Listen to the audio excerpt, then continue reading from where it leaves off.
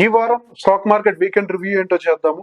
So ఇది కేవలం ఒక వీకెండ్ మాత్రమే కాదు, మనకు ఆల్మోస్ట్ నెల కూడా అయిపోయింది కదా. ఏప్రిల్ మంత్ కంప్లీట్ అయిపోయి ఇవాళ 1వ తారీఖు, మే 1వ తారీఖు కూడా వచ్చేసాం.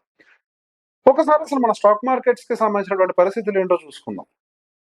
మన స్టాక్ మార్కెట్స్ కి సంబంధించి ఫండమెంటల్స్ గా కొద్దిగా ఏ ప్రాబ్లం లేనట్టుగా కనిపిస్తున్నప్పటికీ, ఈ జియో పొలిటికల్ టెన్షన్స్ అనేవి మన ఇండియన్ స్టాక్ మార్కెట్ ని అయితే చాలా దారుణంగా హిట్ చేస్తున్నాయి. అమెరికన్ మార్కెట్స్ వీళ్ళందరూ బాగానే ఉన్నాయేమో, బట్ మన ఇండియన్ మార్కెట్స్ మాత్రం చాలా ఎక్కువగానే హిట్ తీసుకుంటున్నాయి. ఈ యుఎస్ ఇరాన్ కాన్ఫ్లిక్ట్ అసలు వాళ్ళ పీ స్టాక్స్ అయితే దాదాపుగా ఒక డెడ్ లాక్ పడ్డట్టుగా పడిపోయింది. అంటే ఒక చిక్కుముడి పడిపోయి అది విప్పడం కూడా కష్టమేమో సిచ్యువేషన్ కి వచ్చింది. అట్ ద సేమ్ టైం మనకి యుఎస్ ఫెడ్ దగ్గర నుంచి మనకి interest rate cuts related update అవి ఉండొచ్చు. అండ్ లేకపోతే యుఏఈ ఒపెక్ కి సంబంధించి 60 సంవత్సరాల తర్వాత వాళ్ళు ఒపెక్ ని వదిలేసి బయటికి రావడం అయ్యి ఉండొచ్చు. ఇప్పుడు మన ఎగ్జిస్టింగ్ మార్కెట్ లో Nifty 50, Nifty next 50, mid cap, small cap, Nifty 500 వీటి అన్నిటికి సంబంధించినటువంటి వాల్యుయేషన్స్ కూడా ఇప్పుడు ఎలా ఉన్నాయి, వాటి పిఈస్ అవన్నీ కూడా ఎలా ఉన్నాయి అన్న దాని గురించి మాట్లాడదాం. నమస్తే, నేను మీ Revanth Charamala, AMFI registered mutual fund distributor, NISM CRISIL certified wealth manager. Welcome to market weekend review. US Iran కి సంబంధించి యాక్చువల్ గా చెప్పాలంటే మన ఇజ్రాయెల్ ఇరాన్ వార్ అనాలి, కాకపోతే అది కాస్త ఇప్పుడు యుఎస్ అండ్ ఇరాన్ కాన్ఫ్లిక్ట్ గా మారిపోయింది. ఇరాన్ ఒక మాట చాలా క్లియర్ గా చెప్తుంది, అరే మేము స్ట్రేట్ ఆఫ్ హార్మోజ్ ఎత్తేయడానికి సిద్ధంగా ఉన్నాం, కాకపోతే మీరు మాకంటే మా తర్వాత పెట్టినటువంటి బ్లాకేడ్ ని ఎత్తేయండి అని. అమెరికా ఏం చేసింది, స్ట్రేట్ ఆఫ్ హార్మోజ్ మీరు ఓపెన్ చేయకపోతే మేము ఇంకొక మీకంటే మీ తర్వాత ఇంకొక బ్లాకేడ్ పెట్టేసి అక్కడి నుంచి వచ్చిన షిప్స్ మేము వదలం, మీరు వదలం అని చెప్తున్నారు ఇప్పుడు అమెరికా. దీనివల్ల ఏమవుతుంది, ఇరాన్ కి సంబంధించినటువంటి క్రూడ్ ఆయిల్ సప్లై బయటికి రావట్లేదు. ఇప్పుడు ప్రతి ఒక్క ప్లాంట్ అంటే క్రూడ్ ఆయిల్ రిలేటెడ్ ప్లాంట్ అనేది ఒక సచ్ డిజైన్ చేయబడి ఉంటుంది, అంటే అవి ఎక్స్ట్రాక్షన్ కోసం డిజైన్ చేయబడి ఉంటాయి. అలానే వాళ్ళ క్రూడ్ ఆయిల్ బయటికి రాకుండా, వాళ్ళ క్రూడ్ ఆయిల్ బయటకు అమ్ముడుపోకుండా వాళ్ళ దగ్గర అలా రిజర్వ్స్ పెట్టుకుంటే ఎక్కువ రోజులు ఉండలేరు, స్టోరేజ్ ఎక్కువ ఉండదు. అట్లా అని చెప్పేసి ప్లాన్స్ షట్ డౌన్ చేసి ఎక్కువ రోజులు ఉంటే ఆ ప్లాన్స్ కంప్లీట్ గా పేలిపోతాయి అనే సిచ్యువేషన్ కూడా వస్తది అని చెప్పేసి మనకి అమెరికా దగ్గర నుంచి ట్రంప్ అంటున్నారు. 3 రోజుల్లో వాళ్ళ ప్లాంట్లు వెళ్ళిపోతాయి అని చెప్పేసి ట్రంప్ అన్నారు. వెంటనే ఇరాన్ కూడా రెస్పాండ్ అవుతూ అటువంటి కండిషన్ మాదేం కాదు, మేము 30 రోజులైనా కానీ ఎదుర్కోగలుగుతాము, కావాలంటే లైవ్ స్ట్రీమింగ్ కూడా పెడతాం మీకు, మా దగ్గర కెపాసిటీ ఉంది అని చెప్పేసి వాళ్ళు మాట్లాడుతున్నారు. సరే, ఈ గొడవల మధ్యలో ఉన్నట్టుండి ఆల్ ఆఫ్ ద సడన్ మనకి చూస్తుండగానే oil prices 126 barrels, $126 per barrel కి రేట్ కొట్టుకుని వెళ్ళిపోతున్నాం, ఒక డేంజరస్ టెరిటరీ. గత కొన్నాళ్ళుగా మనం ఆ టెరిటరీని ఈ మధ్యలో ఎప్పుడు చూసుంటున్నాం. సో బేసిక్ ఈ క్రూడ్ ఆయిల్ ధరలు విపరీతంగా పెరిగిపోవటము, మనం ఆ క్రూడ్ ఆయిల్ రిలేటెడ్ ఇంపోర్ట్స్ మనం చేసుకుంటాం కదా. సో క్రూడ్ ఆయిల్ ఇంపోర్ట్స్ చేయడానికి ఏమవుతుంది, మనం డాలర్ల రూపంలో చెల్లించాల్సి వస్తుంది. దానివల్ల రూపీని మనం అమ్ముకొని డాలర్ని బై చేయాల్సి వస్తుంది. So there is an exchange జరుగుతుంది కదా. దీనివల్ల ఏమవుతుంది, రూపీ బాగా బలహీన పడిపోతుంది. దాంతో $95 వెళ్ళిపోయింది రూపీ. ఇట్లా రూపీ బలహీన పడిపోవటము, ఒకవైపు క్రూడ్ ఆయిల్ సప్లై తగ్గటము అండ్ క్రూడ్ ఆయిల్ ప్రైస్ పెరగటము, ఇదంతా ఇన్ఫ్లేషన్ మీద ఇంపాక్ట్ చూపించేసి ఇండియన్ కంపెనీల మీద ఏమన్నా నెంబర్స్ ఇంపాక్ట్ పడతాయేమో, అంటే వాళ్ళ యొక్క ఎర్నింగ్స్ మీద ఇంపాక్ట్ పడతాయేమో అన్న ఒక ఉద్దేశంలోనేమో ఎఫ్ఐఏల సెల్లింగ్లు మాత్రం విపరీతంగా చేస్తున్నారు. నిన్న గురువారం 30 ఏప్రిల్ రోజున దాదాపుగా ఎఫ్ఐఏలు 8,000 కోట్లు అమ్మేశారు. డిఐఎల్ దాదాపుగా 3,500 కోట్లు బయింగ్ చేసినప్పటికీ ఎఫ్ఐఎల్ యొక్క ప్రెషర్ ఆఫ్ సెల్లింగ్ ఎక్కువ ఉంది. బట్ స్టిల్ నిన్న మార్కెట్ కంపారిటివ్లీ స్టేబుల్ గానే ఉందని చెప్పుకోవాలి. ఈ నెల మొత్తంలో, ఏప్రిల్ నెల మొత్తంలో మనకి ఎఫ్ఐఎల్ దాదాపుగా 70,000 కోట్లు అమ్మేస్తే డిఐఎల్ దాదాపుగా 51,000 కోట్లకు బయింగ్ అయితే చేశారు. ఇదేంటి ఈ సెల్లింగ్ ఇప్పుడు అప్పుడే ఆగదానంటే, డెఫినెట్లీ ఇప్పుడు రూపీకి సంబంధించి ఒక కొలిక్కి రావాల్సిన అవసరం అవుతుంది. అంటే అది ఇప్పుడు క్రూడ్ ఆయిల్ ప్రైసెస్ మీద డిపెండ్ అయి ఉంటది. ఎక్కడో $60-70 పర్ బ్యారెల్, యాక్చువల్లీ 55 మన రష్యా దగ్గర బాగునేవాళ్ళు, $55 పర్ బ్యారెల్ కొనే దగ్గర నుంచి ఇప్పుడు 110-120 ఆ స్థాయిలో డబుల్ ద ప్రైసెస్ పే చేస్తున్నాం. అంటే మనం ఇంతకు ముందు ఎంతైతే డాలర్స్ కొనేవాడు ఇప్పుడు డబల్ కొనాల్సి వస్తుంది కదా, అంటే ఎక్కువ పంపింగ్ చేయాల్సి వస్తుంది. రూపీ సెల్లింగ్ ప్రెషర్ పెరిగిపోతుంది ఆటోమేటిక్ గా. దాంతో $95 దాకా కూడా మనకి రూపాయి విలువ పతనం అవడం గమనించాం. ఇదంతా కూడా ఎఫ్ఐఎస్ సెల్ చేయడానికి ఒక మంచి రీజన్ అయితే దొరికింది. ఎట్ ద సేమ్ టైం ఏం జరుగుతోంది, ఈ ఆయిల్ రిలేటెడ్ సమస్యలన్నీ ఎదుర్కొంటున్న టైంలో యుఏఈ ఒపెక్ నేషన్స్ నుంచి దూరం అయిపోయింది. సో వాళ్ళ లాంగ్ టర్మ్ రిలేషన్ ఏదైతే దాదాపు 60 సంవత్సరాల రిలేషన్ అని అనుకుంటది, అన్ని సంవత్సరాల రిలేషన్ దూరం అయిపోయింది. ఆయిల్ ఎవరైతే తీస్తూ ఉంటారు. దాదాపుగా మెజారిటీ ఒపేక్ కంట్రోల్ చేస్తూ ఉంటుంది ఆ ప్రైజింగ్ అదంతా కూడా. సో యుఏఈ బయటకు రావడం వాళ్ళకి దాని వెనకాల ఉన్న ఉద్దేశం ఏంటనేది ఒకసారి చూద్దాం. సో బేసిక్ గా ఆయిల్ ప్రైసెస్ కి సంబంధించి ఒపేక్ ఏ రేట్ అయితే నిర్ణయిస్తూ దానికి అనుకూలంగానే వీళ్ళందరూ కూడా యాక్ట్ చేస్తూ ఉండాలి. సో ఒకవేళ ఇప్పుడు వాళ్ళ దాని నుంచి కనుక బయటికి రాగలిగితే వాళ్ళకు ఒక ఫ్రీడమ్ దొరుకుతుంది. తక్కువ రేటుకు ఎక్కువ రేటుకు ముందైతే వాళ్ళ ఆయిల్ బయటికి పంపించుకోగలుగుతారు. మళ్ళీ వాళ్ళ కంట్రీ రెవెన్యూ నార్మల్ అవుతుంది అని చెప్పేసి ఒక ఉద్దేశం వాళ్ళకు ఉంది. దీని వల్ల ఏమవుతుంది అంటే మన crude oil price slow down అవడానికి మనకు మంచి అవకాశం. కాకపోతే ఇక్కడ క్రూడ్ ఆయిల్ ప్రైస్ తగ్గాలి అని అంటే ముందు ఈ యుద్ధానికి సంబంధించిన సమస్యలన్నీ కూడా సర్దుమణగాలి కదా. ఇప్పుడు క్రూడ్ ఆయిల్ బయటికి రావాలి అని అంటే ముందు ఆ షిప్స్ అని బయటికి రావాలి. ఆ షిప్స్ బయటికి వచ్చే పరిస్థితులు అక్కడ లేవు. సో బేసిక్ గా ఈ ప్రాబ్లం కొద్దిగా సాల్వ్ అయితే క్రూడ్ ఆయిల్ అనేది అనుకున్న స్థాయి కంటే ఎక్కువగానే పడిపోవచ్చు రేటు. ఎందుకు తక్కువ రేట్లోనే యుఏఈ అమ్మటం మొదలు పెట్టచ్చేమో. There is a very high chance. So UAE బయటకు రావడం ఒక షార్ట్ టర్మ్ పెయిన్ అయినప్పటికీ లాంగ్ టర్మ్ రిలీఫ్ ఇవ్వడానికి క్రూడ్ ఆయిల్ పాయింట్ ఆఫ్ వ్యూలో మాత్రం మంచి అవకాశం కనబడుతుంది. అదే టైంలో మనకి ఫెడ్ కి సంబంధించినటువంటి ఎఫ్ఓఎంసీ మీటింగ్ జరిగింది. ఈ వడ్డీ రేట్లకు సంబంధించిన నిర్ణయాలు తీసుకుంటారు కదా. సో బేసిక్ గా వడ్డీ రేట్లకు సంబంధించి మేము పెద్ద ఎత్తున ఏ కట్లు కూడా విధించబోము, అంటే మేము ఇంకా తగ్గించము ఇప్పుడప్పుడే.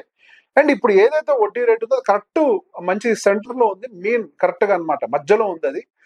సో మేము రానున్న రోజుల్లో ఇన్ఫ్లేషన్ ని మళ్ళీ కీన్ గా గమనిస్తాము. మాకున్న అంచనా మేరకు ఇన్ఫ్లేషన్ అనేది బాగా పెరిగే అవకాశాలు ఉన్నాయి.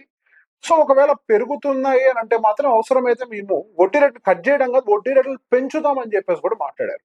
ఇది కొంతవరకు మార్కెట్స్ కి డిసప్పాయింటింగ్ న్యూసే. కాకపోతే మనకి ఇప్పుడు ఎవరైతే పవల్ గారు ఉన్నారో చైర్మన్ గా, ఆయనది ఇదే లాస్ట్ ఎఫ్ఓఎంసీ మీటింగ్. ఈ నెల ఆయన పదవి నుంచి తప్పుకొని గవర్నర్ గా వెళ్ళిపోతారు. అంటే జస్ట్ అబ్జర్వేటర్ గా మాత్రమే ఉంటారు ఇక అక్కడి నుంచి. మేబీ తర్వాత రాబోయే వాళ్ళు డెఫినెట్ గా ట్రంప్ కొద్దిగా ఫేవరబుల్ గా ఉండొచ్చు. మేబీ వాళ్ళు ఏమన్నా ఇంట్రెస్ట్ రేట్ కట్స్ ఏమైనా తీసుకొస్తారేమో అనేది మనం కొంచెం వెయిట్ చేసి చూడాలి. కానీ ఇప్పుడు జరుగుతున్నటువంటి పరిస్థితులు, ఈ క్రూడ్ ఆయిల్ ప్రైజులన్నీ విపరీతంగా పెరిగిపోవడం వల్ల ఇన్ఫ్లేషన్ అనేది మాత్రం చాలా దారుణంగా పెరుగుతుంది. ఎట్ ద సేమ్ టైం అమెరికాలో కూడా నవంబర్ లో మిడ్ టర్మ్ ఎలక్షన్స్ ఏవైతే రాబోతున్నాయో అది కొంత ప్రెషర్ అక్కడ ప్రభుత్వం మీద బాగా పెంచుతుంది. ఈ ఫెడ్ మీటింగ్ లో కూడా కొద్ది ఇంటర్నల్ ఫైట్స్ బాగానే జరిగాయి. ఒక నలుగురు బాగా డిసగ్రీ అయ్యారు. ఈ పాలసీ కన్ఫ్యూజన్ అనేది బాగా ఎక్కువగానే ఉందన్నట్టు కనపడుతుంది. దానికల్ల కారణం ఏంటి, ఎందుకు డిసగ్రీ అవుతున్నారు అని అంటే నవంబర్ లో రాబోతున్నటువంటి ఎలక్షన్స్.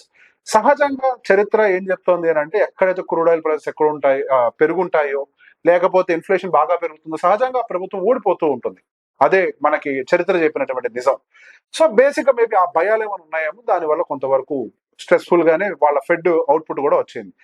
దానికంటే పెద్ద సమస్య ఏంటంటే 10-year బాండ్ ఈల్డ్ 4.5%కి వెళ్ళింది.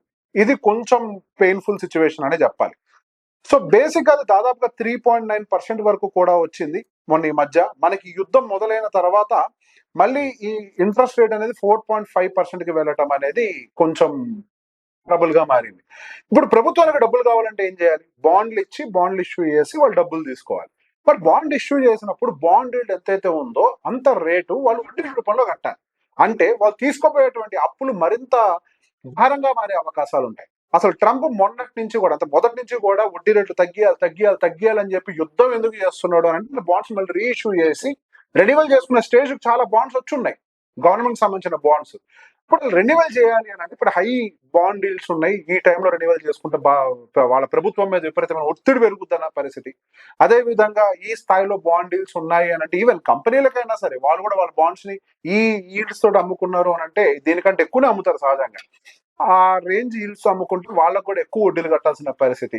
సో కొద్దిగా బాండ్ డీల్స్ అనేది మాత్రం కొంచెం ఎక్స్పెన్సివ్ గా మారుతుంది.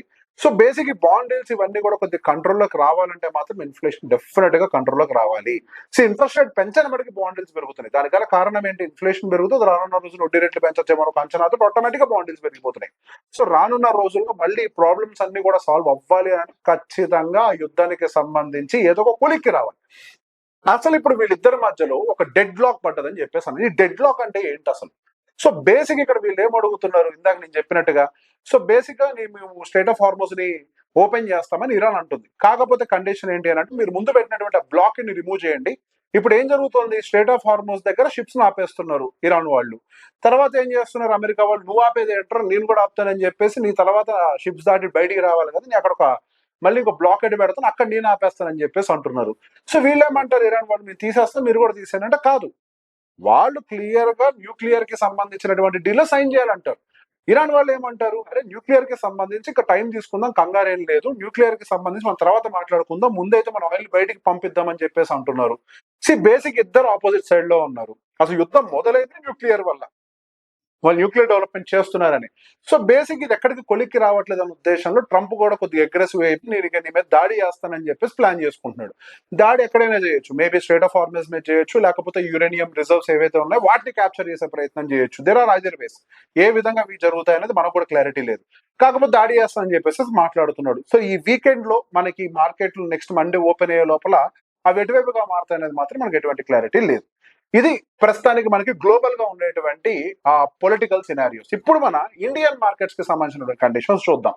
ఇండియన్ మార్కెట్స్ అయితే ప్రస్తుతానికి కేవలం యుఎస్ కి సంబంధించి యుఎస్ అండ్ ఇరాన్ వార్ దాని మీద ఎక్కువగా ఆధారపడి ఉన్నాయి. ఎందుకంటే క్రూడ్ ఆయిల్ ప్రైసెస్ అనేది విపరీతంగా పెరిగిపోవటం, ఆ క్రూడ్ ఆయిల్ ప్రైసెస్ ఎంత కావాలని ప్రభుత్వం బేర్ చేస్తుంది, మళ్ళీ ప్రజల మీద భారం మోపినట్లయితే మళ్ళీ ఇన్ఫ్లేషన్ కూడా ఇక్కడ పెరుగుద్దేమో ఒక అంచనాలు, ఇవన్నీ కూడా మన ఇండియన్ స్టాక్ మార్కెట్ ని బాగా సఫర్ చేస్తున్నాయి. మన ఫండమెంటల్ పాయింట్ ఆఫ్ వ్యూలో, వాల్యుయేషన్స్ పాయింట్ ఆఫ్ వ్యూలో మనకి అటు నిఫ్టీ 50 కానీ నిఫ్టీ నెక్స్ట్ 50 అంటే ఈ రెండు కలిపితే లార్జ్ క్యాప్, తర్వాత మిడ్ స్మాల్, తర్వాత మూడిటిని కలిపి వీటి యొక్క వాల్యుయేషన్స్ ఎట్లున్నాయి, మనకి ఇన్వెస్ట్మెంట్స్ కి వాల్యుయేషన్స్ సహజంగా చూస్తూ ఉంటాం కాబట్టి వాల్యుయేషన్స్ ఒకసారి ఇప్పుడు ఎక్కడ ఉన్నాయని చూసుకుందాం. మనకి నిఫ్టీ 50కి సంబంధించినటువంటి 5-year average median index PE వచ్చేసరికి 22.3 అని అంటాం. ఇప్పుడు యాజ్ ఆఫ్ నౌ మనకి నిఫ్టీ యొక్క పిఈ 20.9 దగ్గర ఉంది. మనకి మొన్న మార్కెట్ రీసెంట్ గా కరెక్షన్ ఎప్పుడు జరిగింది, మనకి మొన్న ఏప్రిల్ 1వ తారీఖు ఆ టైంలో కొద్ది కరెక్షన్ జరిగింది కదా మార్కెట్. ఆ టైంలో మనకి 19.9 సూపర్ వాల్యుయేషన్ లోకి వచ్చేసింది. జోన్ 20 బిలోకి వచ్చిందంటే కొంచెం మంచి జోన్ లో ఉన్నట్టే. ఇప్పుడు స్లైట్ గా మార్కెట్ రికవర్ అయిన తర్వాత స్టిల్ మనకి మీడియం కంటే కొంత కిందనే ఉంది, ఇది మంచి విషయం. నెక్స్ట్ మనకి Nifty next 50, Nifty next 50 5-year average medium PE somewhere around 23.4 ఉన్నట్లయితే ఇప్పుడు దాని యొక్క పిఈ 19.7 ఉంది. అంటే మనకి నిఫ్టీ 50 కంటే కూడా బెటర్ పిఈ మనకి నిఫ్టీ నెక్స్ట్ 50లో కనపడుతుంది. దాని మీడియంతో కంపేర్ చేస్తే చాలా ఫార్ అవేలో ట్రేడ్ అవుతుంది. అదే విధంగా మనం మిడ్ క్యాప్ అని గమనించినట్లయితే మీడియంతో కంపేర్ చేస్తే దానికి సంబంధించినటువంటి పిఈ చాలా ఎక్స్పెన్సివ్ గా కనపడుతుంది. మొన్న పడ్డటువంటి మార్కెట్ మొన్న ఏప్రిల్ అది మనకి మొన్న 24 మార్చ్ నుంచి ఎప్పుడు మార్కెట్లు పడ్డాయి కదా, ఆ టైంలో మనకి మీడియం కంటే మిడ్ క్యాప్ కిందకు వచ్చింది, వెంటనే బౌన్స్ బ్యాక్ అయిపోయింది. And same thing comes with the small cap also. బాగా కిందకు వచ్చినట్టుగా వచ్చేసి రీసెంట్ గా వచ్చినటువంటి రికవరీలో మనకి బాగా పైకి వెళ్ళింది.